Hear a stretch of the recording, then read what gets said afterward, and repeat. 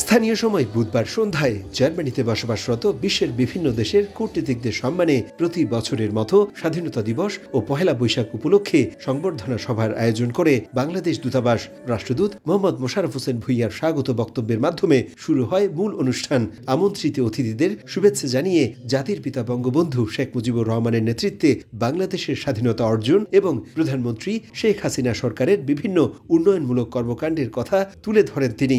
আজকের এই প্রোগ্রামের মাধ্যমে বাংলাদেশের অগ্রগতি, বাংলাদেশের কালচার এবং বাংলাদেশের ফুড এইগুলি আমরা তুলে ধরার চেষ্টা করেছি। অনুষ্ঠানে প্রধান অতিথি হিসেবে উপস্থিত ছিলেন জার্মানির পররাষ্ট্র মন্ত্রণালয়ের দক্ষিণ এশিয়া ও আফগানিস্তানের ইন্দো প্যাসিফিক পলিসির পরিচালক ও রাষ্ট্রদূত এরিক কুইটসভাইল।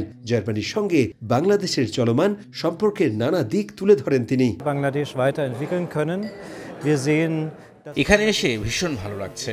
একই সাথে বলতে চাই, বাংলাদেশ খুবই দ্রুত উন্নতি করেছে, আমরা এটাকে স্বাগত জানাই। বাংলাদেশের সাথে জার্মানির সম্পর্ক জোরদার হলে দুই দেশই উপকৃত হবে। ein verlässlicher Partner und bauen darauf, dass auch Bangladesch 1, 2, 3 ঢাকায় জমি জিতে নিন 100% ক্যাশব্যাক সহ 20 কোটি টাকার পুরস্কার। অনুষ্ঠানে লাখো শহীদদের রক্তে অর্জিত মহান স্বাধীনতা, পহেলা বৈশাখ আর বর্তমান বাংলাদেশের উন্নয়ন ও অগ্রগতি আমন্ত্রিত সকলের সামনে তুলে ধরা হয় প্রামাণ্যচিত্র ও বর্ণাঢ্য সাংস্কৃতিক পরিবেশনার মধ্য দিয়ে। পরে বাংলাদেশের ঐতিহ্যবাহী বিভিন্ন খাবার পরিবেশন করা হয়। স্বাধীনতার পর থেকেই সবকিছু মিলিয়ে বাংলাদেশের জন্য অকৃত্রিম বন্ধু রাষ্ট্র থেকে থাকে সেই দেশটির নাম জার্মানি। দুদেশের এই দৃঢ় সম্পর্ক অটুট থাকবে সেই বন্ধন, এমন প্রত্যাশা সকলের। জার্মানির বার্লিন থেকে বিটু বড়ুয়া, সময় সংবাদ।